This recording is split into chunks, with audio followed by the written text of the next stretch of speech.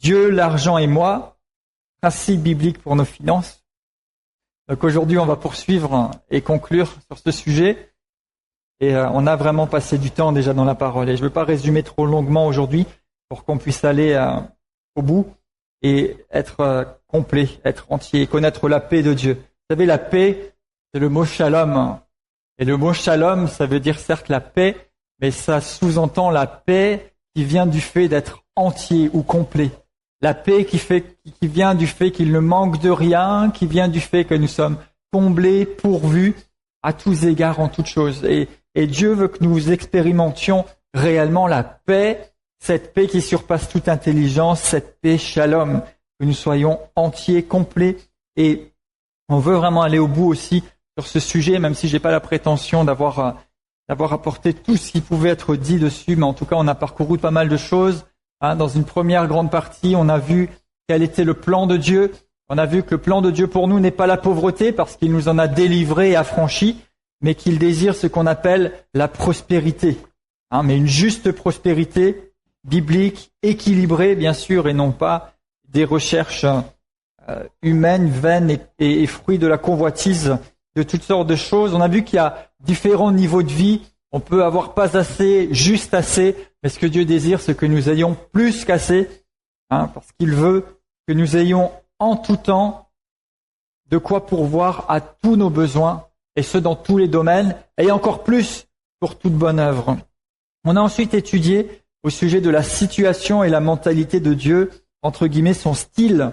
On a vu que Dieu se révèle comme le Dieu d'abondance, le Dieu qui pourvoit, le Dieu tout-puissant. Donc on a vu qu'il aime et qu'il manifeste son caractère d'abondance à travers la création, à travers plusieurs miracles que nous avons observés, à travers la bénédiction de plusieurs hommes et femmes de Dieu, à travers sa pensée, sa volonté aussi, par exemple dans le psaume 23, que beaucoup connaissent bien, mais il est dit « Ma coupe déborde ». Donc Dieu veut qu'il y ait plus que juste ce qu'il faut. Il ne se contente pas de remplir, mais il fait déborder. On a vu aussi qu'il est celui qui multiplie, celui qui favorise la croissance, l'augmentation, celui qui nous amène de plus en plus loin, de plus en plus haut, qui veut que nous allions de progrès en progrès. Nous avons vu qu'il a fait alliance avec des hommes et il fait alliance avec nous.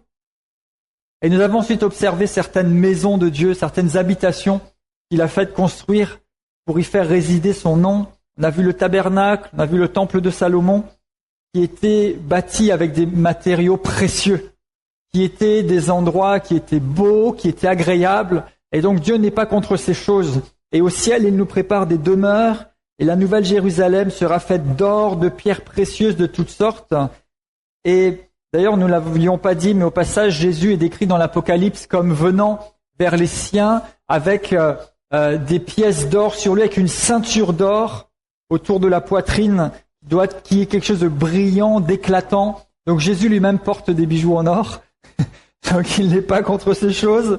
Et nous sommes le temple de Dieu. Donc si Dieu voulait un temple qui était bon, agréable, où tous les besoins étaient pourvus, où il y avait tout ce qu'il fallait, eh bien nous qui sommes son temple, il veut aussi nous rendre à son image et faire habiter sa gloire en nous. Et sa gloire dans notre esprit va aussi amener la manifestation de sa gloire dans des choses plus pratiques, techniques et même, disons-le, matérielles, de telle sorte qu'il soit glorifié et manifesté dans notre existence tout entière. Nous avions également regardé au sujet de Jésus, que Jésus n'était pas pauvre, démuni, mais que Jésus habitait quelque part à certains moments, que Jésus avait des vêtements de valeur, que Jésus avait des moyens de locomotion, que Jésus faisait aussi des miracles de provision et tant d'autres choses, mais je ne veux pas passer trop de temps. Et nous avions vu pourquoi prospérer. Eh bien, avant toute chose, parce que c'est la volonté de Dieu, évidemment, mais avant toute chose dans le but d'être un canal de la bénédiction de Dieu. On ne veut pas prospérer ou être béni juste pour nous-mêmes, mais on désire que cette bénédiction, qu'elle soit financière ou autre d'ailleurs, soit une occasion pour Dieu de toucher quelqu'un à travers nous. On désire être béni pour être une source de bénédiction. On désire que Dieu puisse passer par nous comme un canal pour manifester son amour, sa grâce, sa bonté. Et parce que Dieu lui-même nous a montré l'exemple. Il nous a aimés et il nous a donné Jésus. Il nous a aimés, il nous a tout donné. Il a tout accompli pour nous. Et Jésus lui-même, pendant son ministère, donne l'exemple. Et si nous avons tout ce qu'il nous faut, eh bien nous serons capables de faire du bien. Parce que si nous-mêmes sommes dans le manque, il est difficile de faire du bien autour de soi. Il est difficile même quelquefois de répondre à l'appel de Dieu parce que nous avons besoin de certaines ressources pour faire ce qu'il convient de faire. Nous avions également parlé en passant d'un certain homme qui était désigné comme l'homme d'affaires de Dieu, Monsieur Le Tourneau, qui a inventé beaucoup d'appareils de chantier, comme les Caterpillar et tout ça, et qui a été énormément béni à travers ça, parce que Dieu voulait qu'il soit un canal par lequel la provision puisse aussi venir sur d'autres œuvres et des missions, et c'était une grande bénédiction.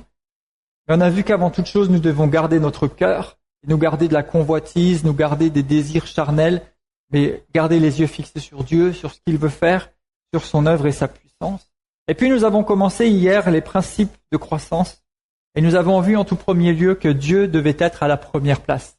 Et ça, c'est vraiment la toute première chose qu'il faut dire. On ne va pas se mettre à chercher la richesse, l'argent ou je ne sais pas quoi, mais on doit chercher à mettre encore plus Dieu à la première place dans notre vie, dans tous les aspects de notre vie. Et ce qui va de manière pratique aussi et concrète nous amener à mettre Dieu à la première place aussi au niveau de nos finances, de notre gestion des biens que nous avons. Et ça nous a amené à étudier un petit peu des choses dans la parole de Dieu, sur la dîme par exemple. Et je ne vais pas rentrer dans trop de détails, mais je vous encourage à écouter. On a vu que la dîme est apparue avant la loi avec Abraham, ensuite avec Jacob, que dans la loi, la dîme est précisée ainsi que son usage, et que dans le Nouveau Testament encore, la dîme est confirmée, mais elle est rendue parfaite. C'est-à-dire qu'il est révélé le vrai sens et la vraie signification de cette dîme, qui n'est pas seulement un pourcentage des revenus, donc le 10% qu'on va donner à certaines personnes pour faire certaines choses, mais en fait, Dieu nous montre qu'à travers cela, il désire que nous mettions la première part de côté pour lui et que nous l'apportions à lui-même. Rappelez-vous ce parallèle entre Jésus et Melchisédek. Melchisédek, c'est cet homme à qui, le sacrificateur, du moins à qui Abraham a donné volontairement la dîme de tout son butin parce qu'il venait de rentrer vainqueur d'un combat. Et plus tard, dans l'Épître aux Hébreux, chapitre 7, il est dit que Melchisédek était simplement une image des choses à venir dans un contexte des gens mortels et que la loi et la tribu de Lévi qui devait recevoir la dîme à l'époque n'était qu'une image d'un point de vue mortel, mais que le vrai sens et la vraie signification que prend cet acte d'obéissance et de foi, eh bien, c'est quand la dîme est apportée à Jésus lui-même, le souverain sacrificateur, éternellement, qui lui est vivant, qui est immortel et qui est celui qui peut pourvoir à nos besoins et qui est d'ailleurs la source de nos revenus, de tout ce que nous avons, de nos biens, et qui s'engage aussi à ouvrir pour nous, rappelez-vous la parole de Dieu dans le prophète Malachie,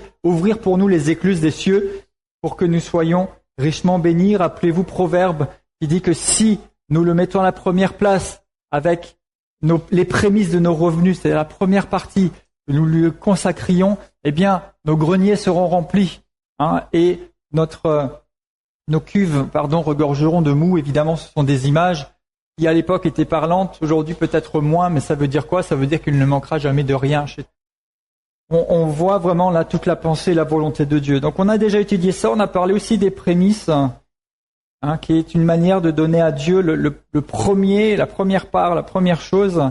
Et on a vu à travers la parole de Dieu, eh bien, que régulièrement, Dieu devait reprendre son peuple en disant, mais vous faites comme si vous m'honoriez, vous faites comme si j'étais à la première place. En réalité, dans le domaine des dîmes et des offrandes, vous ne me mettez pas à la première place. Et on veut laisser vraiment le Seigneur aussi nous interpeller pour qu'il soit à la première place dans tous les domaines de notre vie. La première place dans notre cœur, dans nos préoccupations, dans nos pensées, dans nos paroles, dans nos actions, mais aussi dans le domaine de nos finances. Et nous savons qu'en retour, nous vivrons aussi sa bénédiction. Et vous savez, il était dit dans Hébreux 7 que Melchisédek, donc celui à qui Abraham versa une dîme, il nous est dit dans Hébreux 7 qu'il n'avait ni père, ni mère, ni descendance et qu'il était éternellement. Donc en fait, lui-même était une image de Jésus.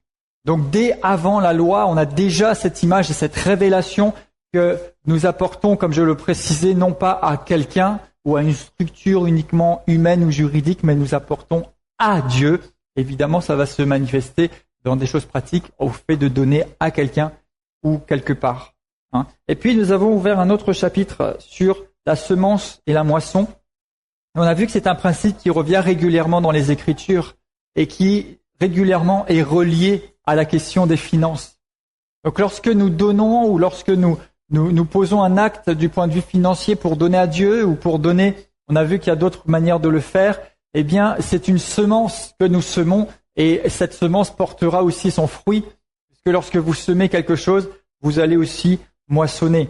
On a vu plusieurs Écritures, on a vu aussi qu'on peut semer ou donner évidemment à travers nos dîmes, nos offrandes, à travers des libéralités, quelque chose qu'on puisse donner à quelqu'un pour le secourir dans un besoin. On a vu également qu'on peut donner aux serviteurs de Dieu, et Dieu s'engage à ce que cette semence produise du fruit. Il a dit que chaque semence produira du fruit. Il a dit que ce que quelqu'un aura semé, il le moissonnera aussi. Et ça me fait penser au témoignage d'un couple que nous connaissons bien depuis de nombreuses années et qui ont, à un certain moment, commencé à vivre par la foi, on pourrait dire, et donc qui avaient peu de ressources, mais qui servaient le Seigneur de tout leur cœur. Et un beau jour, ils avaient reçu de quoi faire leurs courses, etc. Ils sont allés au supermarché, ils ont fait les courses, et ils avaient dit à leurs enfants, on va faire des courses, et quand on va rentrer, on aura à manger, et puis on rentrera avec les courses. Et donc ils sont allés au supermarché, ils ont fait leur caddie, ils étaient bien contents, et quand ils sont arrivés à l'extérieur, qu'ils sont montés dans leur voiture, ils ont senti dans leur cœur, passe voir telle personne et donne-leur ce que tu viens d'acheter parce qu'ils en ont besoin. Ils disaient, mais moi aussi j'en ai besoin. Et ils l'ont fait. Ils ont été vers la personne, simplement, ils ont passé un moment avec elle, et puis ils ont ressenti ça dans leur cœur, et ils se sont rendus compte qu'effectivement la personne a été dans le besoin. Et donc ils leur ont tout donné, quasiment. Et quand ils sont arrivés à la maison, les enfants attendaient déjà, et quand ils ont ouvert le coffre, il y avait juste un poulet. C'était un peu la surprise. Ils disaient, qu'est-ce qui se passe?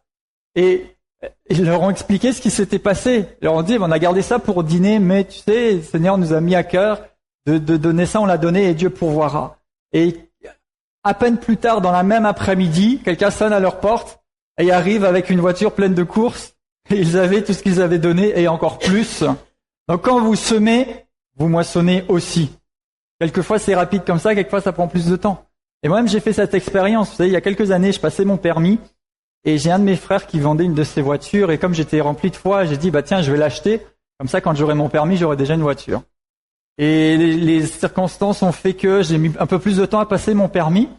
Et il y a un couple qui faisait l'école biblique avec nous et qui avait une voiture, mais une très vieille voiture et qui fonctionnait de moins en moins bien. Et à un moment, je leur ai dit, et ils n'avaient pas de moyens pour la changer. Et je leur ai dit, vous savez quoi, je vais vous donner ma voiture. Et au début, on dit, t'es sûr? Hein? Et oui, je vais vous donner ma voiture. Et je leur ai donné cette voiture. Et j'étais tellement content parce que je sentais que c'était juste et que Dieu approuvait ça. Et quand j'ai eu passé mon permis, donc quelques mois plus tard, juste après, non, c'était même avant, parce que j'ai été la chercher avec mon petit frère, juste quelques jours avant que je n'aille passer l'examen de mon permis, on reçoit un coup de fil de quelqu'un qui me dit, oui, Fabien, je ne sais pas si tu as une voiture ou si tu as même ton permis, mais on a une voiture là, on voulait en changer, et puis je ne sais pas pourquoi on pensait à toi. Et ils m'ont dit, si tu veux, viens chercher la voiture. Et donc avec mon petit frère, on allait chercher la voiture, et le jour où j'ai eu mon permis, j'avais une voiture, j'ai semé une voiture, j'ai récolté une voiture. Et j'avais pas semé dans le but d'obtenir une voiture, mais pour vous dire que la parole de Dieu est vraie. Ce qu'un homme aura semé, il le moissonnera aussi. Donc ces bien-aimés, ils avaient semé leurs courses, dont ils avaient pourtant besoin, et plus tard, ils ont moissonné aussi un caddie rempli de courses dont ils avaient besoin. J'avais cette voiture dont j'avais besoin, mais pas immédiatement, et plus tard, quand j'en avais vraiment besoin, j'ai aussi récolté une voiture. Dieu est fidèle, et quand il dit une chose, elle est vraie, et elle s'accomplit. Et combien souvent j'ai vu que lorsque nous apprenons, et même si quelquefois c'est difficile au début, à donner parce qu'on se dit waouh, mais ne regardez pas ça comme quelque chose où vous vous séparez, regardez ça comme une semence. En sachant et en croyant que cette semence portera du fruit et que ce qui peut-être aujourd'hui se détache de vous, mais ça va produire quelque chose de plus grand. Ce qu'un homme aura semé, il le moissonnera. On voit donc qu'on peut donner en faveur des saints, on peut donner aux serviteurs de Dieu et dans plein d'autres domaines là où nous sommes conduits par l'Esprit de Dieu. Une autre chose que je voudrais souligner ici, toujours au sujet de ces principes, c'est de surmonter la mentalité de pauvreté. Et je mets même entre parenthèses l'avarice. C'est quelquefois les gens ne pratiquent pas certaines choses ou pensent qu'ils vont s'enrichir s'ils gardent jalousement tout ce qu'ils ont, et c'est là qu'on se trompe. Parce qu'en gardant jalousement, on va bloquer et on va limiter les choses. Rappelez-vous, on l'a bien expliqué hier dans ce principe de semence et récolte, c'est lorsque nous semons les choses que nous déclenchons et que nous renouvelons un cycle de vie qui va faire que une partie de la semence va produire une nouvelle récolte. Et quand on récolte, on ressème une partie qui va reproduire une nouvelle récolte. Mais si vous vous contentez de garder, un beau jour, ça va peut-être se finir quand même. Donc, ne soyons pas dans une mentalité limitée, mais acceptons la façon de penser de Dieu. Disons, mais si je fais quelque chose dans la foi, conduit par le Saint-Esprit, c'est comme une semence qui va porter son fruit. Je ne vais pas dire non, il faut que je garde ça parce que on ne sait jamais ce qui va se passer. Et vous savez, des fois, la mentalité de pauvreté, c'est pas seulement de se dire que c'est bien d'être pauvre ou qu'on veut rester pauvre et vivre sans rien, mais elle se manifeste dans pas mal de choses que nous faisons quelquefois. Par exemple, même si on a le droit de garder des choses, et certains sont peut-être plus conservateurs que d'autres, mais quelquefois, on va à tout prix garder des vieilles choses. On va à tout prix garder des choses dont on ne se sert plus. On va à tout prix garder des choses qui nous sont pas utiles, mais on les garde bien jalousement de côté en se disant, on ne sait jamais, peut-être qu'un jour j'en aurai besoin. On ne sait jamais, peut-être qu'un jour je serai dans le manque, donc j'aurai besoin d'avoir ça. Et le fait parfois de garder les choses comme ça, d'une façon, en se disant on ne sait jamais, d'une part on accumule des choses qui ne nous servent pas, et en même temps on empêche ces choses-là de peut-être servir à quelqu'un qui en aurait eu besoin. Ça c'est une chose. Et deuxièmement, c'est de l'image d'une certaine crainte, d'une certaine peur de l'avenir, en se disant on ne sait jamais si demain j'ai plus ce qu'il faut, je pourrais toujours taper là-dedans. Et souvent c'est un peu tordu et c'est un peu le reflet de cette mentalité erronée que nous conservons. Parce que pendant que je garde ça et que j'en accumule plusieurs, peut-être que j'aurais pu donner, être un canal de bénédiction pour quelqu'un d'autre, et j'aurais laissé ce cycle de vie se produire, et peut-être que si demain j'en avais besoin, j'en aurais un autre. Au lieu d'enfermer ça en se disant, on ne sait jamais. Et c'est vrai qu'il m'arrive parfois de garder des choses, mais il faut apprendre à se séparer des choses. Je dis pas qu'on doit rien garder, on a tellement besoin, c'est bon d'avoir certaines réserves, etc., mais on ne doit pas garder les choses par peur que demain ça me manque ou que demain j'en ai plus assez. Si on garde des choses, c'est simplement parce qu'elles nous sont utiles ou parce que c'est bon de pouvoir garder des choses, mais quelquefois c'est erroné. On se dit, je garde ça parce qu'au fond de moi j'ai peur que demain ça me manque. Que si je le donne, moi je l'ai plus pour moi et si jamais j'en avais besoin. Et parfois ça dort pendant des semaines, des mois ou des années quelque part dans un coin et ça n'a jamais servi à personne et ni à vous-même. Et quelquefois, il y a même des gens qui font l'inventaire de tout ce qu'ils ont, comme si... Ça, c'est le fruit, quelque part, d'une mentalité de pauvreté. Une autre chose, même si je veux vraiment être équilibré avec vous, mais on n'est pas là pour gaspiller et pour faire n'importe quoi, mais vous savez, quelquefois, on a tellement peur de gaspiller, on a tellement peur de mettre quelque chose à côté. Par exemple, vous avez tous déjà utilisé une bouteille de ketchup un jour, un pot comme ça, là, en plastique, ou de mayonnaise. Et un jour, le Saint-Esprit m'a interpellé. Et vous savez, des fois, on est là à s'acharner sur le pot de ketchup jusqu'à la dernière goutte. Et vous avez le droit d'utiliser le ketchup jusqu'à la fin, il n'y a pas de problème. Et après, on va mettre de l'eau pour bien être sûr d'avoir tout pris. Et on peut le faire et c'est bien, il n'y a pas de problème. Mais à un moment donné, on était avec une boîte de ketchup comme ça et Saint-Esprit m'a parlé et je me suis posé la question, j'ai dit pourquoi est-ce que je m'acharne comme ça sur le bidon de ketchup? Et quelquefois, évidemment, on fait ça juste comme ça ou quelquefois on le fait parce que on veut pas gaspiller ou perdre et on a raison. Mais est-ce que quelque part, au fond de nous-mêmes, on ne fait pas ça parce qu'on a peur que si aujourd'hui je gaspille une goutte, demain j'aurai peut-être plus de quoi et cette goutte va me manquer. Et quelquefois, il y a des choses qu'on fait. Alors évidemment, cet exemple-là est un petit peu poussé juste pour nous parler, mais quelquefois, il y a des choses qu'on fait et on a juste peur que demain, je l'aurai peut-être pas.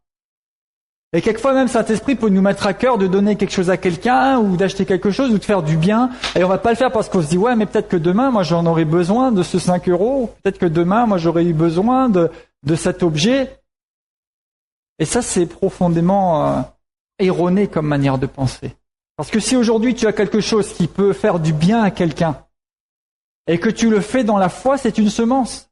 Et si demain, toi, tu en as besoin, tu auras l'occasion de récolter à ton tour et d'être pourvu dans ton besoin. Ou peut-être Dieu suscitera-t-il quelqu'un d'autre pour faire revenir vers toi ce que tu avais, toi, donné à quelqu'un d'autre.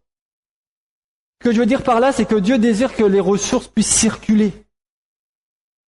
Et Dieu nous bénit, Dieu nous donne des choses, non pas pour que nous les gardions jalousement, mais pour que nous les partagions. Rappelez-vous cette parole de l'évangile de Jean, chapitre 7, où il est dit, si quelqu'un vient à moi, si quelqu'un a soif, qu'il vienne et boive, et l'eau que je lui donnerai deviendra en lui une source qui jaillira. Le but de Dieu, c'est que nous puissions boire, être abreuvés, mais aussi qu'à un moment ça jaillisse, que ça coule vers les autres. Et ça, c'est vrai dans tous les domaines. Le domaine spirituel, mais aussi dans le domaine matériel, dans le domaine des sentiments, du bien qu'on peut faire pour les autres, des encouragements qu'on peut donner, et aussi même dans le domaine du matériel ou du financier. Dieu nous bénit, pas juste pour qu'on garde ça quelque part en disant c'est super, j'ai eu ma bénédiction, mais pour qu'on puisse laisser cette bénédiction, encore une fois, passer par nous et faire du bien à quelqu'un. Mais parfois, avec cette mentalité qui nous tient, on se retrouve que même si on est béni, et je veux dire, si t'avais pas eu la bénédiction, tu n'aurais pas cette chose-là. Mais quelquefois, on la garde tellement jalousement, en disant ça, je le garde bien quelque part, c'est ce que Dieu m'a donné. Mais rappelez-vous cette parabole des talents. Et ce serviteur qui a juste gardé jalousement ce qu'il avait reçu, qu'il a mis de côté pour dire ce que mon maître m'a donné, je vais bien le garder là quelque part pour lui dire que j'ai fait attention à ce qu'il m'a donné. Mais le problème, c'est qu'il ne te l'a pas donné pour que tu le gardes jalousement, que tu fasses attention dessus, il te l'a donné pour que tu permettes que cette chose-là se fructifie et pour que cette bénédiction qui est venue vers toi puisse aussi bénéficier à quelqu'un d'autre et être répandue au-delà de toi-même. Et Dieu désire ça, donc ne nous limitons pas et ne nous bloquons pas dans quelque chose. Nous devrons toujours être prêts à donner, à faire du bien. Ah, Sophie n'est pas là, je peux le dire. Vous savez, un jour, on était encore en métropole, on était venu en vacances en Guadeloupe, et elle avait acheté un produit qu'on trouve principalement ici, et elle avait mis ça dans le frigo, et elle voulait le garder tellement jalousement, elle disait non, n'y touche pas, tu n'y touches pas, tu n'y touches pas, tu n'y touches pas, et on verra quand on l'utilisera. Et on l'a tellement gardé jalousement qu'un beau jour, j'ai tourné la bouteille et j'ai dit, tu sais Sophie, ton truc, tu l'as tellement bien gardé jalousement qu'il est périmé là. Et ça a fini à la poubelle. Quelquefois, à vouloir garder jalousement quelque chose, on finit même par le gâcher et par le perdre. Alors que si peut-être nous en avions bénéficié, que nous en avions fait bénéficier quelqu'un d'autre avec nous, eh bien peut-être que nous en aurions eu un autre entre-temps et il n'aurait pas laissé la chose pourrir. À quelquefois, nous laissons au fond, quelque part, quelque chose se stocker et se gâter, alors que ce pourrait être une bénédiction pour quelqu'un d'autre. Et pour nous-mêmes, parce qu'en le lâchant et en le partageant et en faisant bénéficier quelqu'un, nous avons semé quelque chose et demain nous moissonnerons quelque chose. Donc, je veux vraiment nous encourager à nous enlever un peu de ces mentalités-là, à ne pas avoir peur que demain vous n'ayez pas, parce que quand vous donnez avec un cœur sincère, dans la foi, conduit par l'Esprit de Dieu, ce que vous avez donné ne vous manquera jamais. Et même si tout de suite il semble qu'il y a moins, forcément, quand on donne une part, on en a moins dans l'immédiat, mais c'est une semence, et demain vous moissonnerez. Et ce que vous moissonnerez sera supérieur à ce que vous avez semé aujourd'hui, parce que Dieu l'a dit et parce qu'il est fidèle. Donc ne nous laissons pas bloquer par ce genre de pensée. Une autre chose dans ces principes, c'est tout simplement le travail. Et j'aurais mis entre parenthèses surmonter la paresse. Parce que parfois nous sommes paresseux, et si nous sommes paresseux, nous ne prospérerons pas. Et le travail est une source de prospérité parce que même si, je l'ai déjà dit plusieurs fois, même par rapport à mon témoignage personnel, c'est certes un employeur qui vous paye, mais mon pourvoyeur n'est pas l'employeur, mon pourvoyeur c'est Dieu à travers l'employeur. Mais je ne peux pas me permettre aujourd'hui, sans une parole claire de Dieu à ce sujet, de me dire, comme Dieu est mon pourvoyeur, j'ai plus besoin de mon boulot, j'ai plus besoin de mon patron, je vais dire que Dieu pourvoit à mes besoins. Vous ne pouvez faire ça que si Dieu vous l'a dit. Et il y a des personnes parfois qui me disent, ouais mais tu sais Dieu m'a pas dit de travailler. Je leur dis oui mais est-ce qu'il t'a dit de ne pas travailler? Non, d'accord, alors va voir dans la parole de Dieu et tu verras que la volonté de Dieu pour l'homme, c'est qu'il puisse travailler et subvenir à ses besoins. Et tu n'as pas besoin d'une révélation personnelle. Par contre, pour ne pas travailler, tu as besoin d'une révélation claire de Dieu, afin de baser ta foi sur une parole claire de Dieu qui te permettra, lorsque c'est difficile, de croire, de déclarer et de rappeler à Dieu sa promesse, et il l'accomplira à ton égard. Éphésiens 4, 28. Que celui qui dérobait ne dérobe plus, mais plutôt qu'il travaille en faisant de ses mains ce qui est bien, pour avoir de quoi donner à celui qui est dans le besoin. Donc ici, on voit que Paul rappelle aux Éphésiens, s'il y a des gens qui étaient voleurs, qu'ils ne volent plus, évidemment, mais il dit, travaillez, pour que, à travers le travail, vous fassiez ce qui est bien, et vous ayez aussi de quoi donner à ceux qui sont dans le besoin. Et vous savez, si parmi les chrétiens, ou si dans le peuple de Dieu, personne ne travaillait parce que tout le monde se disait que Dieu va pouvoir mes besoins, et que moi je peux tranquillement m'asseoir et attendre que ça me tombe du ciel, eh bien, on aurait de sérieux problèmes. Et c'est ce qui s'est passé avec l'église de Jérusalem à ses débuts. Quand on lit dans les Actes, on voit qu'ils étaient tellement enthousiastes qu'ils ont tout mis en commun et qu'ils ont tous laissé tout ce qu'ils avaient derrière eux. Mais quelques temps plus tard, on voit à travers les Écritures que Paul va faire des appels aux autres églises pour qu'ils envoient un secours à Jérusalem. Parce que les mêmes personnes qui, lorsqu'ils ont reçu l'Évangile, étaient tellement enthousiastes qu'ils ont tous tout laissé, eh bien, à un moment, ils ont eu fini le fruit de toutes leurs affaires qu'ils avaient vendues, et ils étaient dans des problèmes, et ils avaient besoin que les autres églises leur envoient un secours. Donc, ceci pour dire que si Dieu, évidemment, conduit quelqu'un à vendre ses affaires et à tout donner pour Dieu, tant mieux, et qu'il le fasse, mais seulement si Dieu l'y conduit. Et ce n'était pas mauvais au départ que ces chrétiens vendent tout ce qu'ils avaient, mettent tout en commun pour l'œuvre de Dieu, mais il eût été sage de chercher le conseil de Dieu et que certains d'entre eux continuent de faire fructifier l'œuvre de leurs mains pour continuer de permettre à la bénédiction de Dieu de se renouveler à chaque fois et à travers le travail de leurs mains subvenir aussi aux besoins, à leurs propres besoins et faire du bien autour d'eux pour que ceux qui étaient authentiquement appelés à ne pas travailler, puissent effectivement vivre dans l'appel de Dieu et ne pas être bloqués ou limités par cela. Et souvent, nous sommes limités par ce genre de fausses conceptions. Et ça m'est arrivé quelquefois, et je n'aime pas catégoriser ou généraliser, mais ça m'est arrivé même plusieurs fois, lors de mes voyages, notamment missionnaires, et dans certains endroits en Afrique, de dire à des jeunes gens, j'ai dit, tu sais, ne t'imagine pas que juste comme ça, un beau matin, tu te lèves et tu te dis, moi je vais faire pasteur et je vais vivre par la foi. Et j'ai dit, nous devrions inaugurer un nouveau modèle, beaucoup plus juste et équilibré.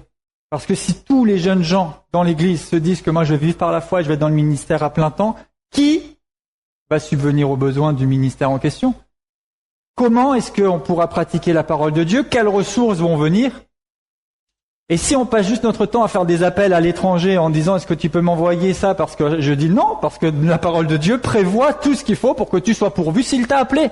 Ce qui n'exclut pas qu'on puisse, et même si on n'est pas là pour exposer ce qu'on fait, mais il m'arrive d'envoyer des choses, mais je sais qu'eux-mêmes pratiquent des principes de la parole de Dieu et que leur majeur financement est local parce qu'ils ont appris à pratiquer la parole de Dieu, à encourager les jeunes gens à se former et à travailler pour subvenir à la mission, et obéir à l'appel de Dieu, ce qui est tout aussi juste que celui qui ne travaille pas parce qu'il est appelé par Dieu à ne pas travailler dans la société, mais à travailler dans l'Église. Mais quelquefois, on va juste prendre des trucs à la légère, on va dire Dieu va pourvoir, mais le problème c'est que si personne n'a de ressources, comment Dieu va-t-il pourvoir? Et moi j'aimerais bien qu'une église qui prêche, parce que malheureusement ça existe, la pauvreté, ou qui annonce contre la prospérité, qui dit ah non, il faut que vous ayez juste ce qu'il faut, parce que sinon vous allez devenir orgueilleux, tout ça. J'aimerais qu'on m'explique dans ce cadre-là comment on fait pour faire ce que Dieu nous demande, comment on fait pour faire une différence dans ce monde, si on a tout juste pour nous, comment on fait pour manifester aussi l'amour de Dieu? Parce que l'amour de Dieu ne se manifeste pas que en annonçant l'Évangile, même si c'est notre rôle principal, mais il se manifeste aussi en faisant du bien et en pouvant parfois secourir quelqu'un. Mais si nous-mêmes on n'y arrive pas, comment on va faire pour aider quelqu'un d'autre? Et le travail, tout simplement, est une des clés et l'un des principes de Dieu pour alimenter la prospérité dans notre vie. Parce que s'il nous rend capables, s'il nous donne la force, s'il nous donne la vie pour que nous puissions fonctionner et faire quelque chose et qui nous donne des capacités, eh bien c'est parce qu'il veut aussi qu'à travers notre travail, notre prospérité puisse s'augmenter et qu'à travers notre travail, comme nous l'avons vu là dans Éphésiens, nous puissions être une bénédiction pour quelqu'un. Et je crois que Dieu veut aussi nous donner des idées. Vous savez, ça me fait penser à un frère qui disait que quelquefois, pour le ministère, parce c'est un excellent technicien dans le son, dans la vidéo, tout ça, et il disait qu'il avait pris l'habitude de croire, de prier, de déclarer et de dire « j'appelle les idées de Dieu dans mon esprit ». Et il a dit que plusieurs fois, il a eu des bonnes idées pour pouvoir mettre en place quelque chose, pour pouvoir faire des montages, pour améliorer son travail. Et Dieu honore ça et Dieu vous rend capable, vous donne de bonnes idées, vous donne les capacités pour que vous soyez bon dans votre travail et pour qu'à travers votre travail, il puisse utiliser ça aussi pour vous bénir et faire de vous une bénédiction pour quelqu'un. Donc le travail fait partie de la pensée de Dieu, parce que l'argent ne va pas pleuvoir du ciel. Hein. Et rappelez-vous le tourneau. Lui, il voulait être missionnaire et ça marchait pas. Et quand il a compris ce que Dieu voulait qu'il fasse et qu'il a commencé à faire des affaires, il est rentré pleinement dans son appel missionnaire, puisqu'à travers ses affaires et ses ressources et ses résultats, il pouvait soutenir ensuite l'action missionnaire. Et il était à la bonne place à faire la bonne chose. Donc si quelqu'un n'a pas clairement une parole de Dieu pour ne pas travailler, il travaille. Parce que Dieu ne soutient pas non plus la paresse, hein. Et il ne s'engage pas à nous bénir autrement que là où il nous a envoyés. Donc s'il ne nous a pas envoyés ne pas travailler, c'est nous qui assumons tout seuls le choix de ne pas le faire. Et si nous sommes en âge et en capacité de travailler, travaillons. Et Dieu se glorifiera à travers ça. Vous savez, dans 2 Thessaloniciens, il est dit que si quelqu'un ne travaille pas, qu'il ne le mange pas non plus. Hein? Ça ne veut pas dire que Dieu condamne quelqu'un qui peut-être pour le moment n'a pas trouvé un emploi. Vous savez, même si vous n'avez pas trouvé un emploi, mettez votre foi en action, croyez que Dieu a une place pour vous et que même s'il n'y a pas de place nulle part, Dieu va créer une place pour vous. Si vous êtes bien disposé, il le fera. Donc c'est pas pour condamner des gens qui n'en ont pas pour certaines raisons, c'est pour condamner celui qui choisit de ne pas travailler alors que Dieu ne lui a pas demandé de le faire. Parce qu'il dit, si t'as pas envie de travailler, tu manges pas non plus. Parce que j'ai choisi que par ton travail, tu puisses manger.